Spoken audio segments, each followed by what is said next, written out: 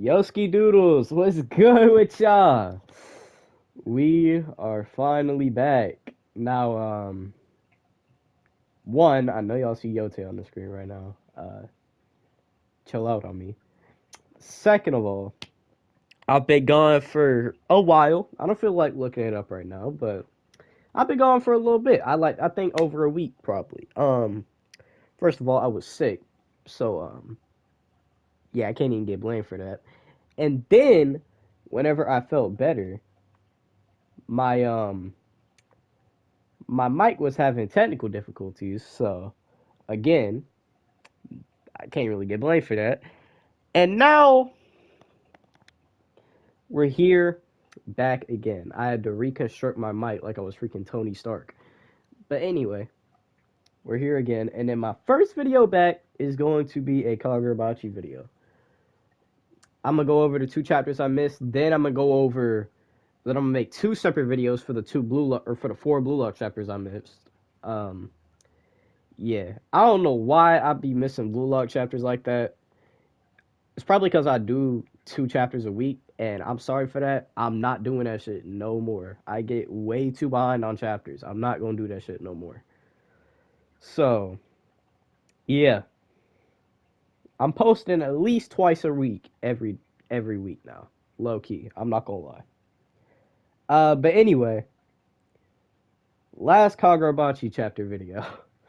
Soya had come back in a little bonus chapter, whatever. This now chapter 113 and 114. This is basically just two little yap chapters building up exposition and shit like that. So yeah, you feel me? It's basically just talking about the island that was or the island that popped up with the Danseki and then the people on that shit that uh everyone or that the enchanted blade wielders went to war with, caused the malediction, killed a bunch of people, shit like that. So yeah, basically just a little lore and tidbits, which I love personally. Um, but yeah, this ore was basically on this island, and then as we learn from these people here who went to a surrounding island called Ishimura. By the way, the island with the inhabitants and the inhabitants and the Danseki is called Shikoku Island. They were at a There were people from Shikoku at a neighboring island called Ishimura. And this is how Danseki was first discovered, or at least I'm pretty sure this is how Danseki was first discovered, right? And it's been 2 years since that event. I want y'all to keep that in mind. It's been 2 years, right? And no one can go to Shikoku because one, the government isn't telling them anything about Shikoku, the island, or the inhabitants, or anybody like that. And two, there's a big force field of like spirit energy, I'm assuming, surrounding the island. So nobody can get on this island unless you're from the island. And these people came to another island, Ishimura, obviously, and then they left behind a piece of Danseki. So there's this tiny piece of Danseki that these people have, or that the people from the mainland have. And scientists have been researching that one little ore or one little piece of mineral for like 2 years at this point. So currently, who's talking right now is just a bunch of old heads, right? I don't know exactly who these people are. I'm assuming they're like sorcerers for hire or something like that. I don't know. They're definitely not the government because they was talking mad shit on the government. So this definitely isn't like the government or anything like that. Nobody with like the shogunate or anything like that. You feel me? So they talk about preparing for war with these people, and obviously that's not war's not even really a good thing. obviously. So,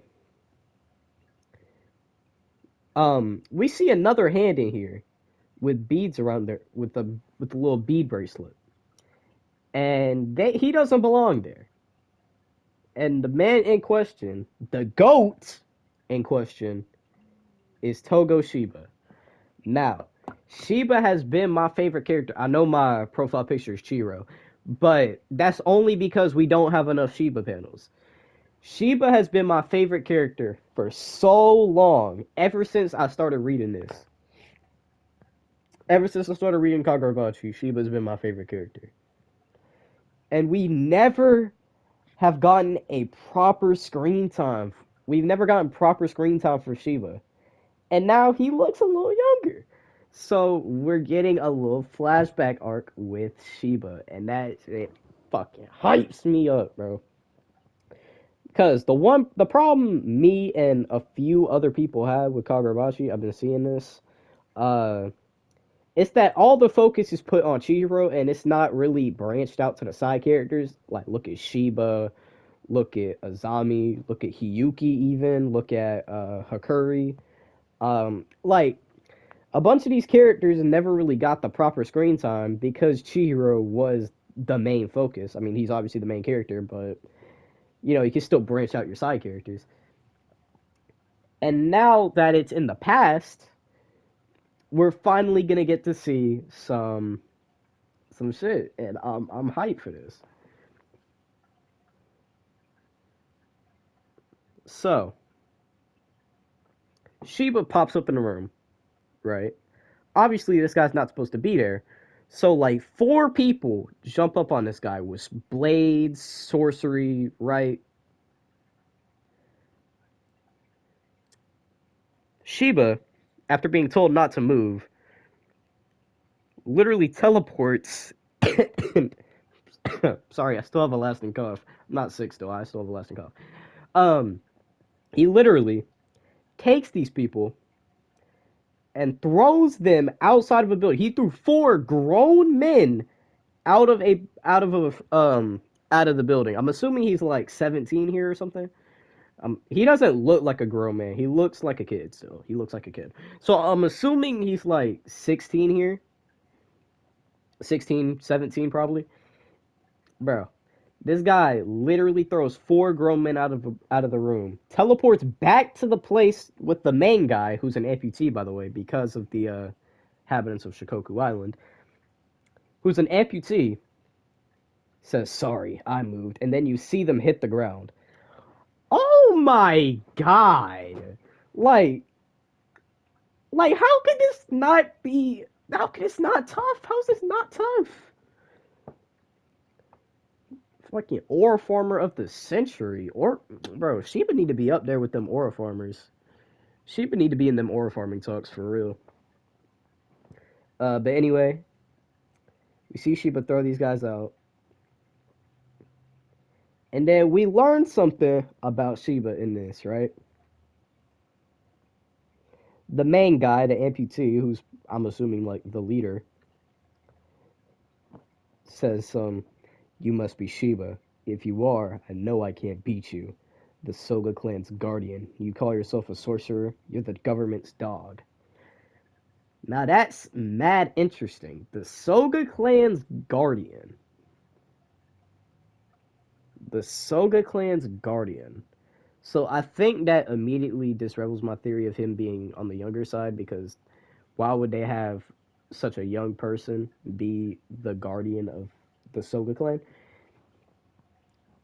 Which is insane, by the way. This one dude is the sole protector of the Soga clan. And by the way, if y'all don't know, Akamura Soga, that is the sword master who caused basically all of the problems in Kagurabachi. Basically. But he wasn't a bad guy at this point. He wasn't a bad person.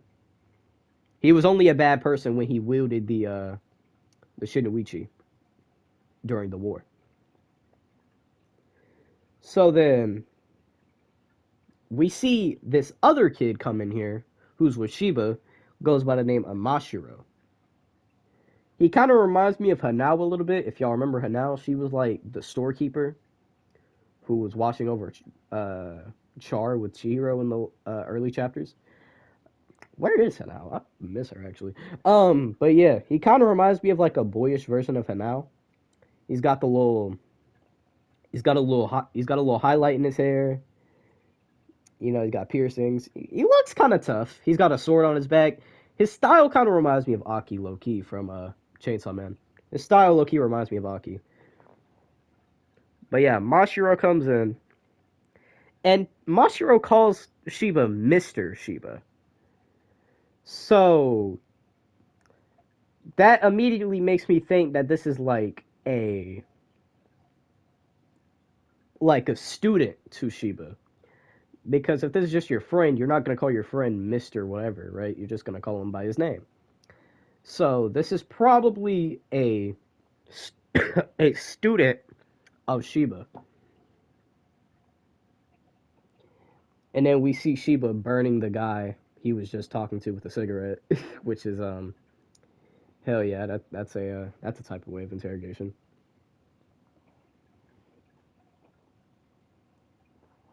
Then Shiba tells Mashiro that this guy wanted war with the people of Shikoku, you know, stuff like that.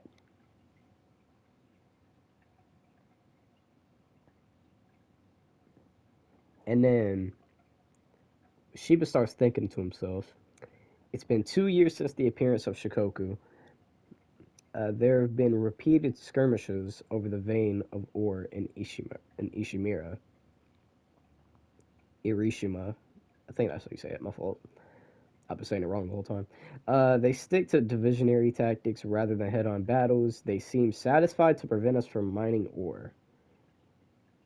For now, that is. War. Our job is to prevent the worst-case scenario. So, obviously, these people do not want these guys touching the ore. For pretty good reason, I'd say so, because it led to an entire goddamn war that killed like 200,000 people, I think. So yeah, that was a pretty good decision on their part. But Shiba obtains the piece of Danseki that was inside this little facility, and then Shiba is talking to somebody. I have no idea who this is. He's talking about mission status and what was going on or what happened and stuff like that. And then this guy's talking about, and then Shiba tells him about, he doesn't say this exactly, but he tells them about someone that somebody he could go to check out the Danseki, right? And then this guy on the phone rebukes it and says, I've said it over and over, the guy's too young. And then Shiba thinks to himself, he's only 1 year older than me. That's a bit harsh. So if this person that's too young to look at this Danseki is too young to be a part of this, and Shiba's only a year older, how old is Shiba then? To have like a student and stuff like that? I don't know. I don't know. I don't know. This feels like kind of hypocritical on these guys' part, but it's whatever. Oh, and I mean, I guess it's not really about his age because the guy on the phone then says, besides, we're talking about a low life weapons dealer who barely answers his calls. So I guess it's not fully about his age, but I don't know, man. Seems kind of hypocritical. So Shiba does not listen to this at all. And then we see him go to the estate where everything started, that being the Rokuhira estate. And then we see a double spread panel of a young Kunishige making something. It's not most likely not the Enchanted Blades because this Kunoshige has not seen the Danseki yet. But we see a young Kunoshige Rokuhira, which, for those of y'all who don't remember, is the father of Chihiro and the creator of the Enchanted Blades. Or of all seven? Seven. Of all seven Enchanted Blades. And then we see have this, and then we have the words SEITEI War Arc on the screen. Now, the SEITEI War is the biggest mystery in Kagurabachi ever since the start of the series. And I am so ready to finally see what is going on in this series, or finally see what's going on here. It has been way too long, and I'm ready. I'm ready for this, man. I'm ready for it. So we go to the next chapter, chapter 114. We actually have a cover page, which we haven't had in a while, I'm pretty sure, of Mashiro, Shiba's little student, with his sword drawn and little, like, ripple effects coming from the sword. I'm assuming that's his sorcery or something like that, because this isn't an enchanted blade, it's just a regular blade. But we then get the lore that scientists have been working on this small piece of, or scientists have been gathering small chunks of ore from the, from a vein of ore in Ishimura of just Danseki, of just straight Danseki. And they've been working on this piece of ore or they've been working on it or they've been researching it for 2 years.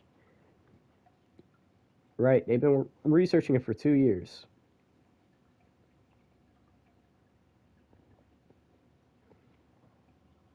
I want y'all to remember that. I want y'all to remember that they've been researching this for 2 years.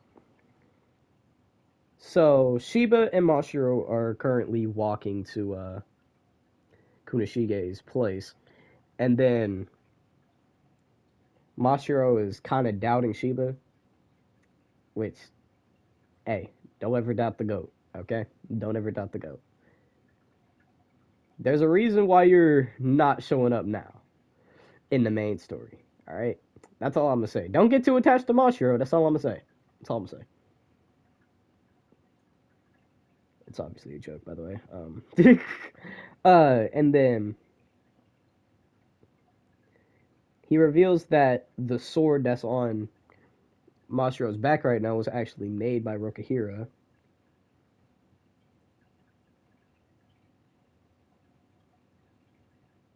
And then Shiba goes into more lore about Kunoshige. When we were 12, Rokuhira started a brutal apprenticeship as a swordsmith. Every now and then he snuck off and came home. Every time he screwed up, they'd throw stuff at him. So Kunoshige obviously has it rough, which is which is why I'm assuming in the future he is such a laid back response, or so laid back about creating these kinds of weapons and stuff like that.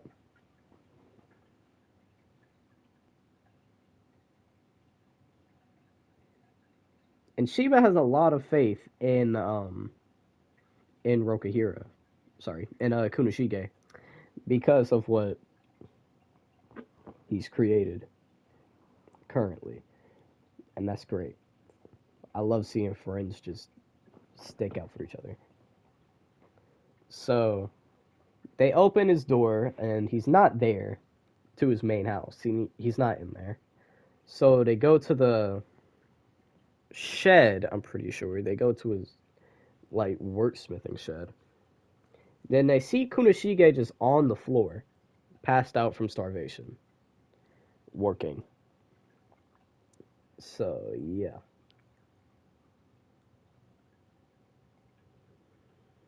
it's yeah, it's kind of crazy.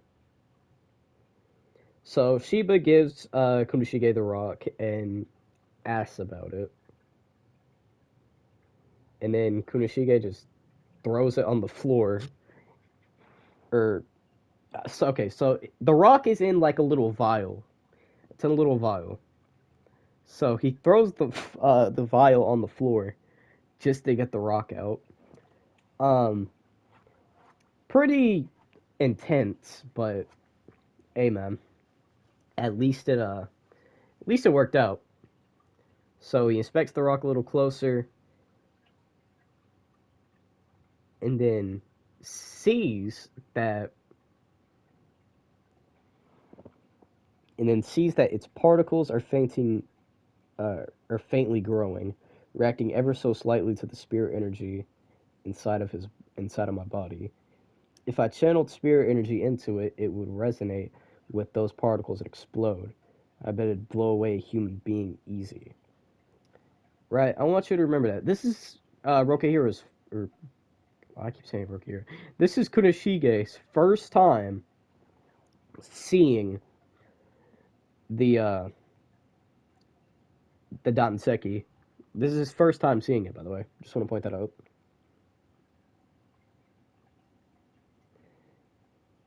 And then we get some stuff in the Mashiro's mind. The first time they exposed it to spirit energy, there was an explosion. After that, scientists further experimented with its explosive qualities, and their investigations led them to basically the exact same conclusion. So Kunishige, after seeing this rock for the first time, he's never seen it before. After seeing this rock for the first time, he comes to the same conclusion that the scientists that have been studying this have come to in 2 years. It took scientists 2 years to figure out what Kunishige had just figured out in like 20 seconds with no prior knowledge. If that doesn't tell you this guy is the GOAT, I don't know what does, man. I don't know what does.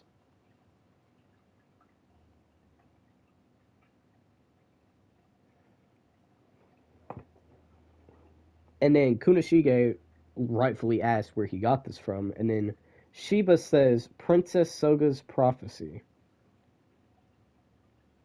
And then Kunishige does a little smirk, says Chiaki. She's got it rough too. Now,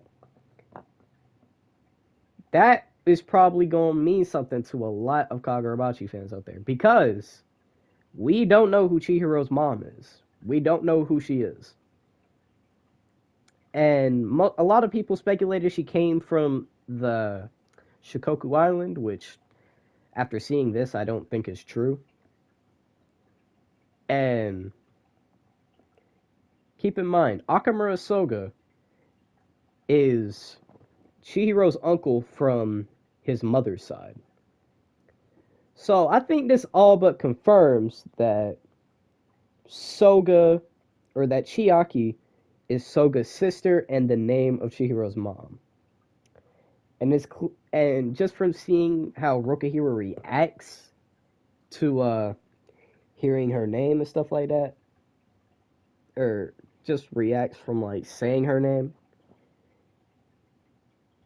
yeah, I think it's all but confirmed. This is Chihiro's mom. This is Chihiro's mom.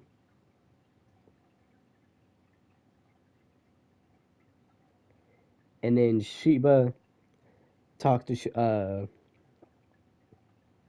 talks to Rokahiro, talks to Kunishige. My God, talks to Kunishige a little bit more. Kunishige, come to Tokyo with us. The government's research is at a dead end. You could show them how it's done. Sounds like work. It's your chance to make a name for yourself. What for? You want to see Chiaki, don't you? Whatever. I'll buy you lunch. In that case, of course I'll go. So, now they're all going to go to Tokyo to tell the researchers about what's going on with the Danseki. And then we go to the main Danseki research lab that's up, right? And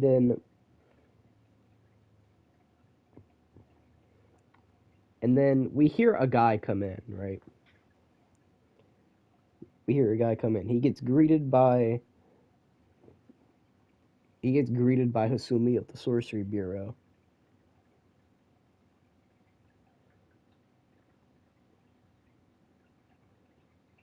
He gets greeted by someone from the Sorcery Bureau.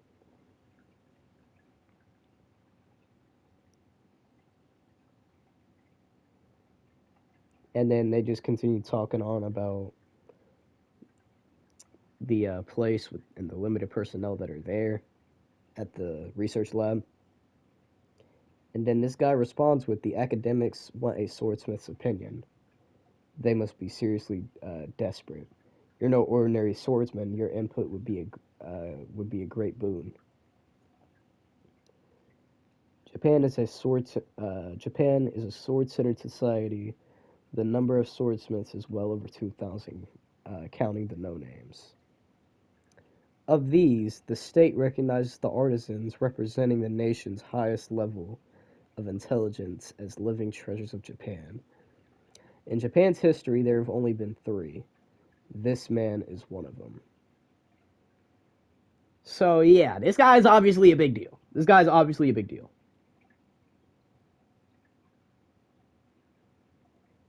And then we learn that this guy is a sushi chef on the main side, or on the side, right?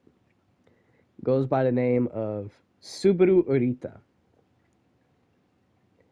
And this guy looks kind of tough, actually. He's got a big scar going from the bottom of the right side of his face all the way up to his forehead, and going over one eye.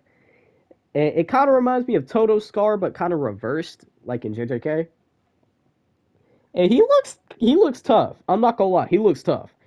And I'm like 97% sure that this is a sword bearer of an enchanted blade. Because during the swordsmith assassination arc, there was a colored page, and I'm pretty sure this guy was on the color page along with Samura and like two other blade wielders, and I'm pretty sure this is one of them. So I am excited to see what this guy is about. So this dude is literally a sushi chef by day and a sword bearer by night, which is kind of crazy. But yeah, that's it for Kagurabachi right now. Next chapter, March 15th. I'm gonna probably post that on the 16th on Monday. But yeah, that's basically gonna be it for these two chapters. Hopefully you enjoyed this one. See you on the next one. Goodbye and stay safe.